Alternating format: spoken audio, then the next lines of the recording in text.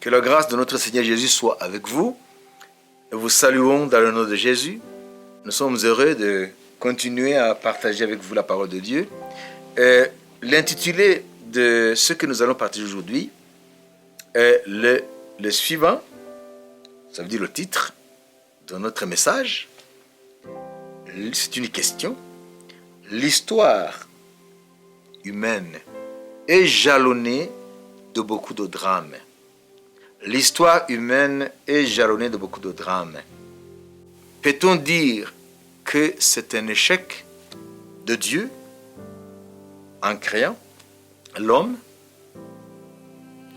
Alors nous allons aborder cette thématique ou cette problématique en consultant la parole de Dieu.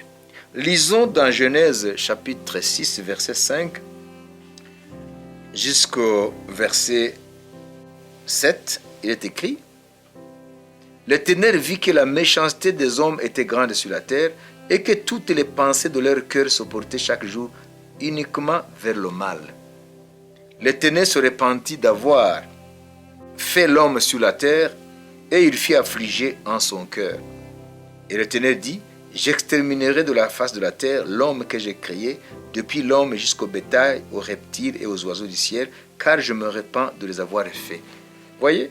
Donc, pour l'homme charnel, vous savez, l'homme qui n'a pas l'Esprit de Dieu, on peut lui donner raison. L'homme qui n'a que la raison, qui n'a que le raisonnement humain, c'est-à-dire qui ne fait recours qu'à la raison, le rationalisme, en regardant l'histoire humaine jusqu'aujourd'hui, depuis que l'homme est sur terre, en consultant les manuels d'histoire, en analysant notre monde aujourd'hui, sa situation, nous pouvons donner raison à l'homme charnel, l'homme qui n'a que la seule raison, pour conclure que si il y a le Créateur, derrière la création, le Créateur a échoué. Parce que le Créateur, il est évident qu'il n'aurait pas aimé créer un monde qui finira dans le chaos. Parce que si quelqu'un fait une œuvre, il l'a fait parce que il la veut parfaite. Donc si Dieu a créé, donc ici je me mets à la place d'un homme qui ne croit pas, ce qu'on dit communément athée. Donc il n'a que son intelligence. Donc il pourrait dire, si Dieu existe et qu'il a créé, c'est qu'il a échoué. Parce que l'homme, s'il a voulu ainsi, un homme qui est dans la méchanceté, un homme qui est dans des guerres qui n'en finissent pas, un homme qui est dans la corruption morale, la dégénérescence morale, l'homosexualité. Vous savez qu'aujourd'hui, il y a un acronyme LGBT. Ça veut dire lesbienne, gay, bisexuel et transgenre. Vous voyez? Ça veut dire tout cet ensemble des gens que la Bible qualifie des personnes qui s'adonnent au vice contre nature. Mais ces actes aujourd'hui, ou ce genre de vie sexuelle est justifié aujourd'hui, dans notre monde, comme quelque chose de normal. Alors que, comme nous allons le voir, la nature elle-même nous montre que l'homme est tombé très bas, jusqu'à faire ce que même les animaux ne peuvent pas faire. Alors, revenons maintenant dans notre passage de Genèse. Ça veut dire que Dieu lui-même, lorsqu'il a créé les humains à partir d'Adam et Ève, nous voyons que même dans les premiers instants de la création, après la chute de l'homme dans le péché, alors le drame a commencé par le meurtre. Un frère qui a tué son petit frère. Caïn a tué Abel. Ça, c'est un drame familial, mais qui va se multiplier dans toute l'histoire de l'humanité, qui va se répéter jusqu'à devenir aujourd'hui des hécatombes, aujourd'hui des massacres dans les différents conflits dans le monde, des pogroms tels que les génocides. Donc nous regardons aujourd'hui l'histoire telle que nous la connaissons à travers les manuels d'histoire, et nous regardons le monde d'aujourd'hui comme l'aboutissement d'un long processus du mal. Ça veut dire qu'il y a une puissance du mal qui anime l'homme jusqu'à ce que l'homme ne sait plus ce qui est bon pour lui. Alors nous voyons que Dieu s'est répandu en voyant l'homme, comment il s'est écarté du plan qui était le sien, le plan de Dieu. Parce que Dieu a créé l'homme par amour. Et il a créé pour que l'homme vive heureux. Mais depuis sa création, l'homme s'est écarté de ce sentier de vie que Dieu lui avait destiné. Et vous voyez, le chapitre 6 porte le titre de « Corruption du genre humain ». C'est-à-dire l'homme s'est corrompu. Et Dieu dit « Je me répands d'avoir créé l'homme ». Parce que chaque jour, il dit, les pensées de leur cœur se portent chaque jour uniquement vers le mal. Alors, Dieu était sur le point de détruire le genre humain dès les instants même qui ont suivi la création, avec la dégénérescence ou avec la méchanceté qui s'est installée dans le genre humain. Mais qu'est-ce qui a bloqué cela? Nous allons le voir, c'est au verset 8, chapitre 6 de Genèse. Mais Noé trouva grâce aux yeux de l'Éternel. Ça veut dire qu'il s'est trouvé un homme qui s'appelle Noé, et il a trouvé grâce aux yeux de Dieu parce que lui, il ne s'était pas corrompu. Alors Dieu a exterminé tous les hommes et il a sauvé Noé et sa famille, ça veut dire 8 personnes. Et avec eux, et avec un couple de chaque animal ou de chaque animal, Dieu a repeuplé la terre. Ça veut dire qu'il y a une création qui a recommencé. C'est la même création, mais au lieu que cette création s'achève dans cette désolation, ça veut dire la destruction. Et vous savez, il y a quelqu'un qui se serait frotté les mains en riant devant la face de Dieu et en criant à l'échec du Créateur. C'est Satan. Si Dieu avait détruit cette création à l'époque de Noé, c'est Satan lui-même qui s'en serait réjoui. Parce que Dieu aurait échoué dans son entreprise. Nous verrons plus tard que le projet de Dieu, c'est un projet éternel. Dieu l'avait conçu. Avant même de créer, le projet était dans le cœur de Dieu. Alors Dieu, en exterminant les hommes, ça aurait été un échec de son projet. Et nous savons que Dieu ne peut jamais échouer. Et c'est pour cela que Satan, je pense qu'il a été surpris en voyant que Dieu, en jugeant le genre humain corrompu, et que Dieu a continué la création, le projet de création avec le juste Noé, Satan, il a été pris de court. Il a été surpris. Parce que connaissant la nature de Dieu, il croyait que Dieu va exterminer et Dieu va arrêter son projet, alors Dieu va échouer. Mais Dieu a poursuivi à travers Noé son projet.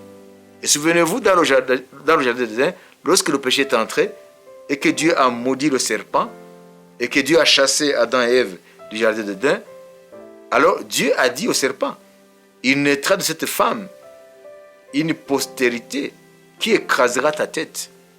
toi tu le blesseras le talon, mais il écrasera ta tête. Ça veut dire, Dieu a révélé déjà à l'aube de l'humanité, lorsque Adam était dans le jardin avec Ève, que Dieu poursuivra son dessein malgré la méchanceté de Satan. Dieu n'échouera jamais. Il a promis qu'il y a un homme qui naîtra de la femme, qui écrasera la tête de Satan. Littéralement, écraser la tête, ça veut dire qui brisera la puissance de Satan et qui va libérer les hommes de l'emprise de Satan. Ça veut dire, symboliquement, écraser la tête veut dire libérer les hommes de la puissance de Satan, qui va anéantir Satan pour que les hommes soient libérés. Alors, nous allons poursuivre en lisant l'épître de Paul aux Romains au chapitre 8. Là, nous découvrons maintenant qu'il y a un plan préconçu par Dieu de toute éternité à travers même cette création qui est corrompue. Le chapitre 8 de Romains parle de son plan caché qui est dans la création que Dieu poursuit pour le réaliser. Nous lisons au chapitre 8, au Romains 8, chapitre 8, verset 18 jusqu'au verset 23, ce qui suit. J'estime que les souffrances du temps présent ne sauraient être comparées à la gloire à venir qui sera révélée pour nous. Aussi la création attend-elle avec un ardent désir la révélation des fils de Dieu. Donc il y a une attente dans cette création déchue. Il y a une attente. Les arbres, la végétation, les animaux, tous les êtres vivants ont une attente. Quelle attente? C'est la révélation des fils de Dieu, la révélation de ceux qui croient en Jésus-Christ, des justes, des saints. Pourquoi? Car la création a été soumise à la vanité, non de son gré, mais à cause de celui qui y a soumise. Ça veut dire que cette création, l'homme y compris, elle est soumise à la vanité. Elle est soumise à la corruption. Ça veut dire que c'est une création qui semble aller à la dérive, qui semble être comme un bateau sans boussole, comme un bateau qui n'a plus de capitaine. Mais derrière ce semblant d'échec, à travers la création telle que nous la voyons aujourd'hui, il y a un plan que Dieu a. Et Dieu le poursuit. Nous allons continuer. Car la création a été soumise à la vanité, non de son gré, mais à cause de celui qui y a soumise, avec l'espérance qu'elle aussi sera affranchie de la servitude de la corruption. Ça veut dire que la création est soumise à la corruption, à la servitude de la corruption. Mais malgré la corruption que nous voyons, l'homme est corrompu, la création a été corrompue à cause du péché de l'homme, mais il y a dans la création une voix qui crie à l'Éternel, qui crie à Dieu de la libérer de la servitude. Et on dit ici, la création a l'espérance d'être affranchie de la servitude, de la corruption, pour avoir part à la liberté de la gloire des enfants de Dieu. Or, nous savons que jusqu'à ce jour, jusqu'à cet instant où je parle, la création tout entière soupire et souffre les douleurs de l'enfantement. Ça veut dire que la création est comme une femme enceinte qui est sur le point d'accoucher. Donc, elle est en train de souffrir les douleurs de l'accouchement, les douleurs de l'enfantement. Ça veut dire que la création, elle est comme une femme en travail qui veut accoucher. Accoucher quoi? Accoucher de la réalisation du plan caché de Dieu. Ça veut dire l'affranchissement de la servitude de Satan, de la corruption.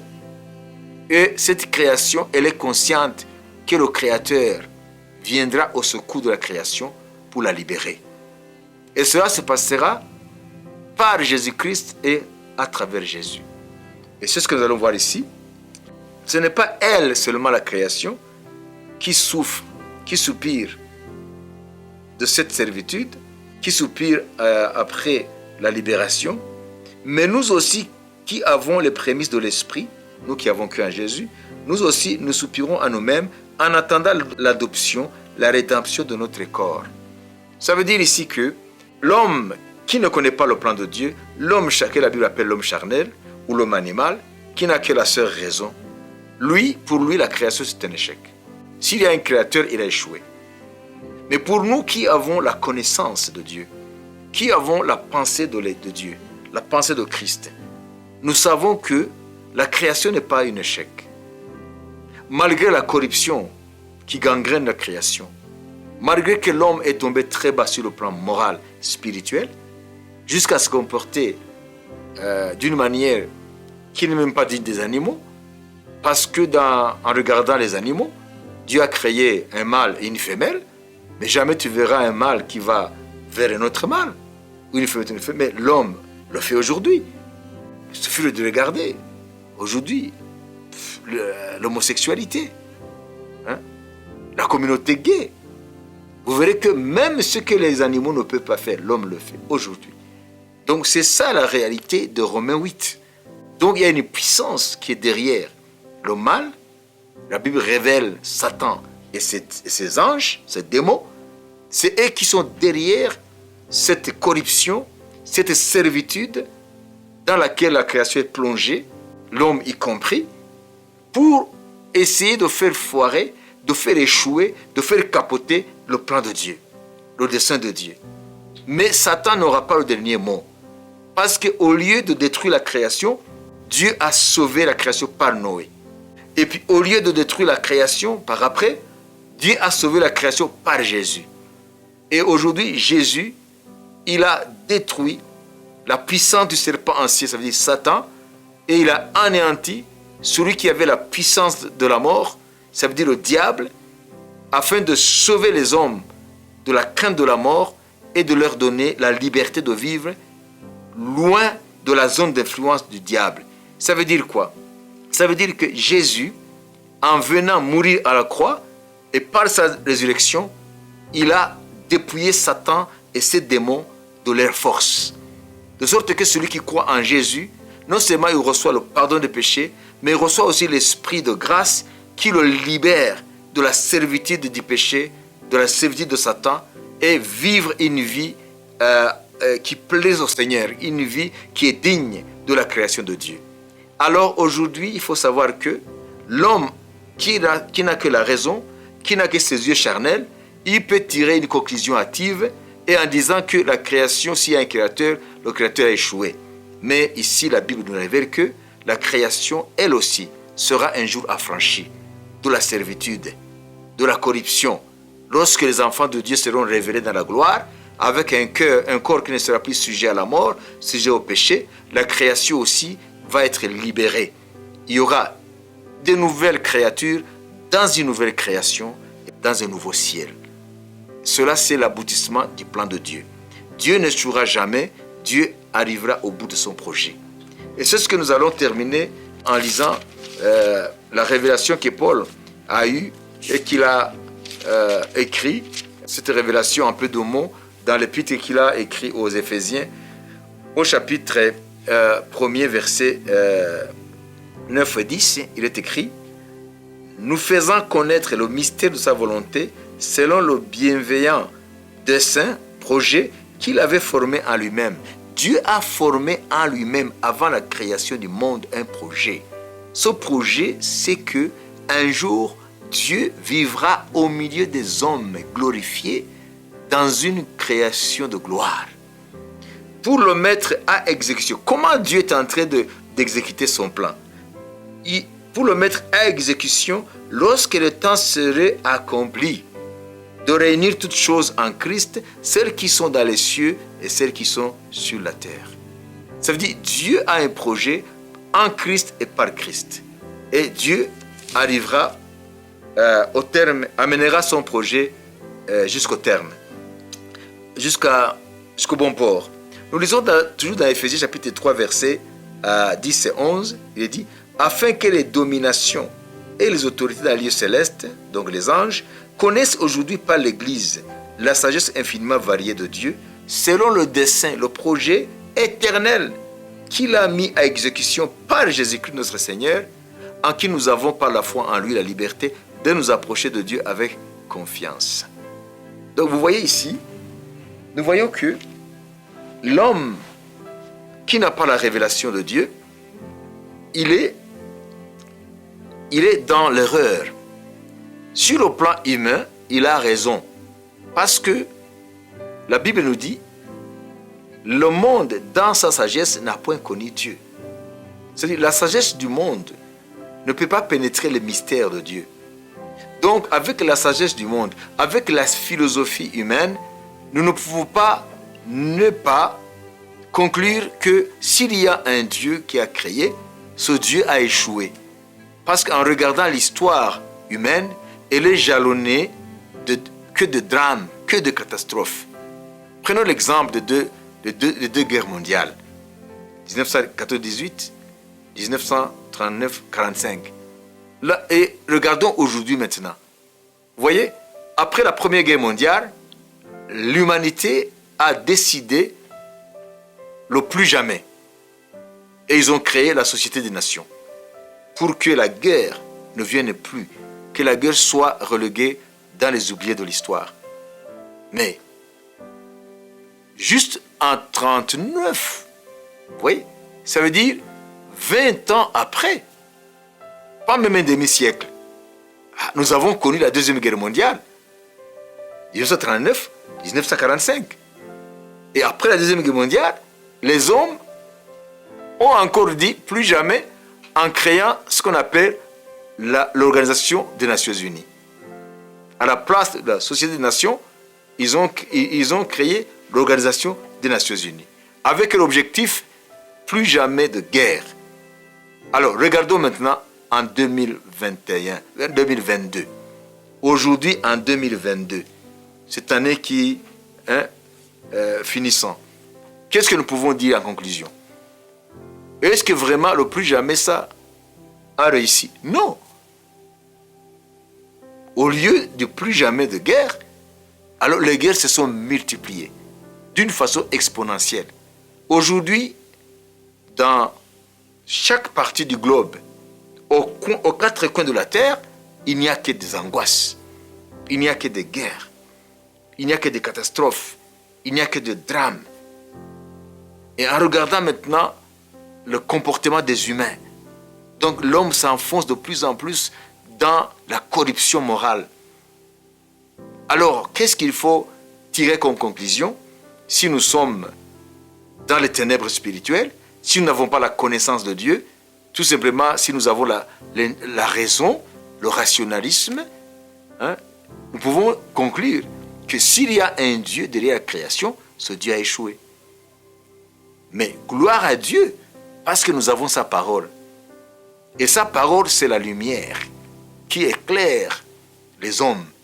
Et sa parole nous révèle que derrière cet échec, ce semblant d'échec, il y a un plan, un projet, le projet de Dieu qui est debout et qui tient bon et qui sera accompli. Satan s'attendait à ce que Dieu détruise les hommes.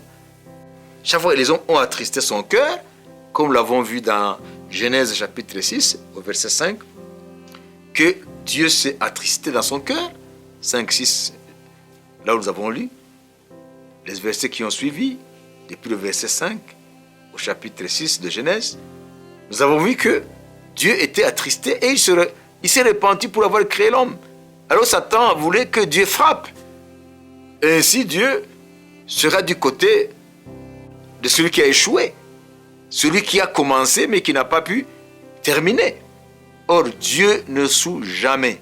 Le psalmiste dit, ses projets tiendront bon.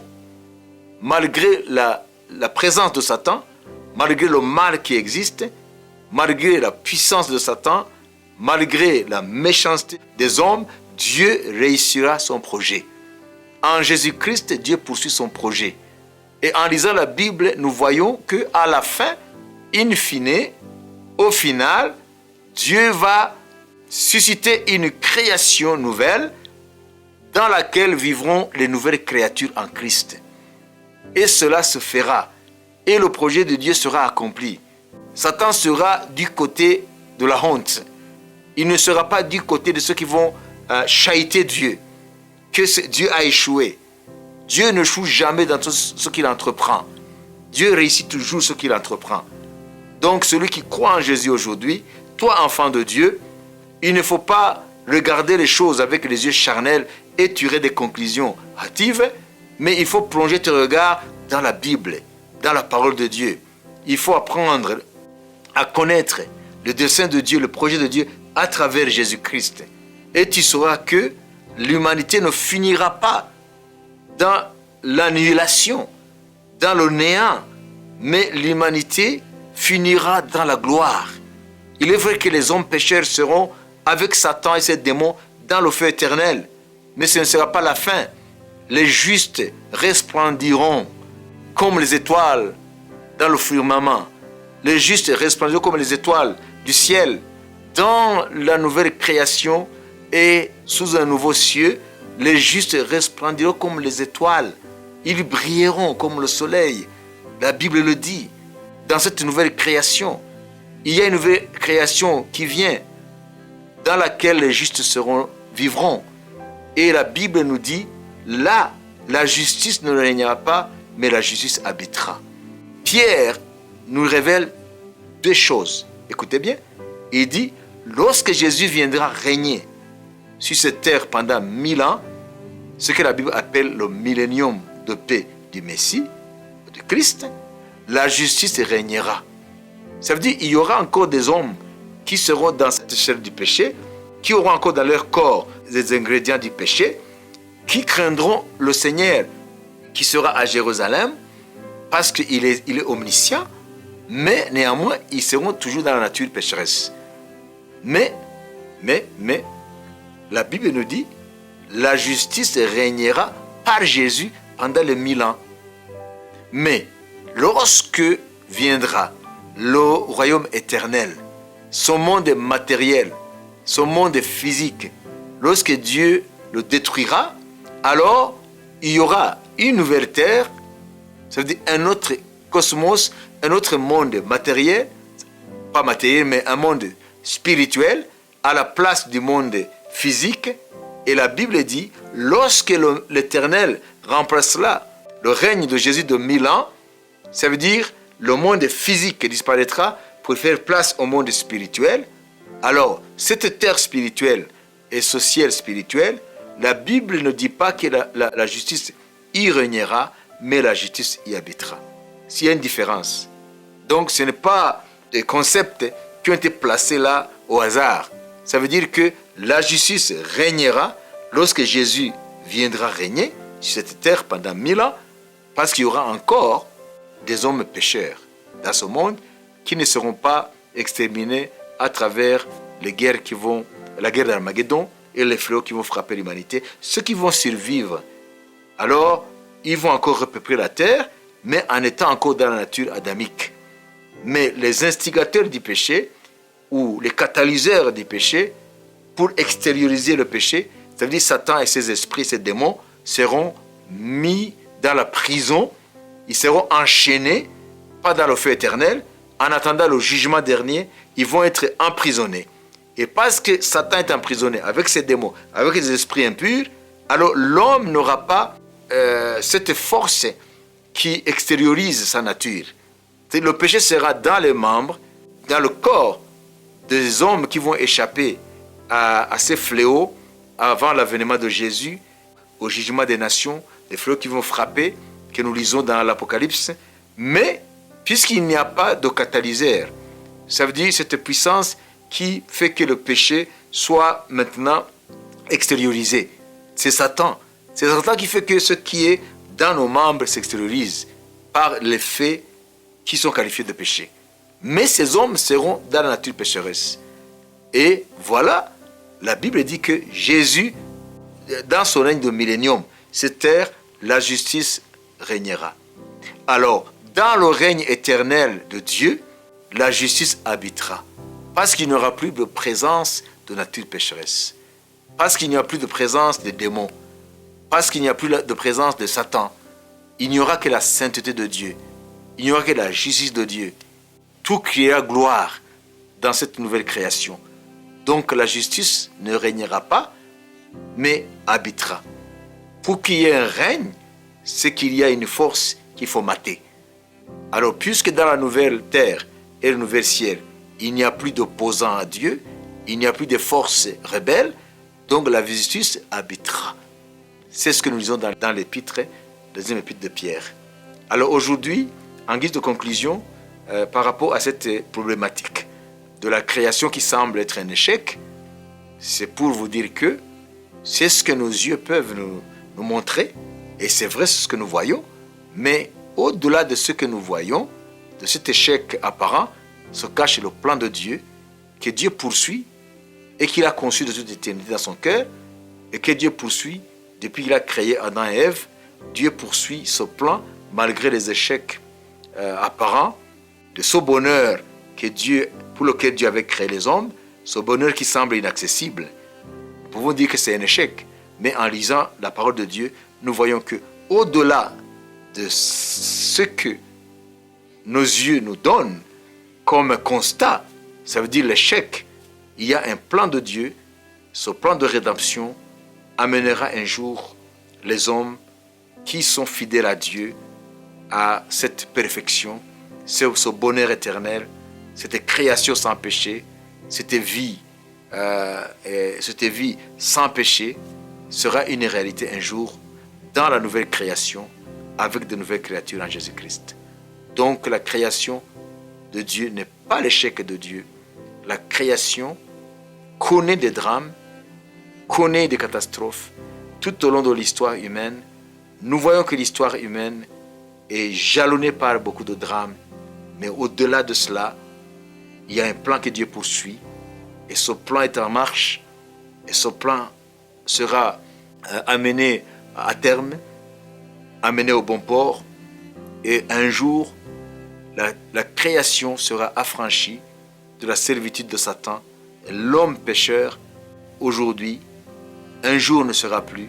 Il n'y aura que des hommes créés à l'image de Dieu, à la ressemblance de Dieu, et qui ressembleront réellement à leur Créateur. L'homme a été créé à l'image de Dieu, mais cette image a été salie. Cette image a été détruite par Satan, par le péché. Mais un jour, Dieu aura une création qui lui ressemble, à travers l'Église de Jésus-Christ, à travers les rachetés de Dieu. Aujourd'hui, nous avons un message. Dieu n'échoue jamais. Dieu n'a pas échoué. Il n'échoue jamais. Il n'échouera pas. Dieu accomplira son dessein. Dieu atteindra son but. Que Dieu vous bénisse.